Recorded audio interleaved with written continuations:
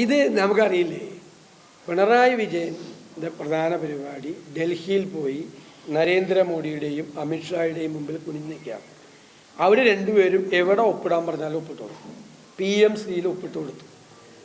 Polit bureau അറിഞ്ഞില്ല, state committee അറിഞ്ഞില്ല, secretariat അറിഞ്ഞില്ല, ക്യാബിനറ്റ് അറിഞ്ഞില്ല, LDF അറിഞ്ഞില്ല.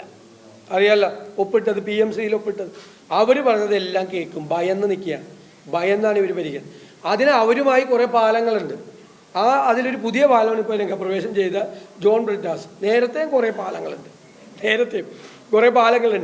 ഇപ്പോൾ ഈ ഹൈവേ തകർന്നു വീണുകൊണ്ടിരിക്കുകയാണ്. സ്റ്റേറ്റ് ഒട്ട് ഇല്ലേ? സംസ്ഥാന ഗവൺമെൻറ് ഒരു പരാതിയില്ല.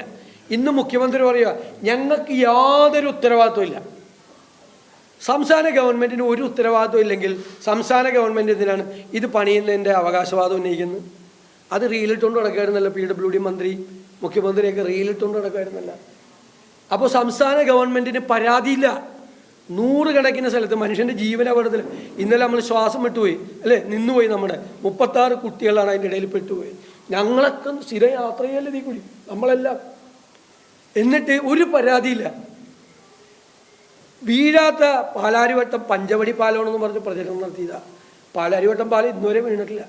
വീഴാത്ത പാലാരിവട്ടം പാലം പഞ്ചവടി പാലം എന്ന് പ്രചരണം നടത്തിയ ആളുകൾക്ക് കേന്ദ്ര ഗവൺമെൻറ്റിൻ്റെ അഴിമതി പാലം വീണുകൊണ്ടിരിക്കുമ്പോൾ സംസ്ഥാന ഗവൺമെൻറ്റിന് ഒരു പരാതിയില്ല.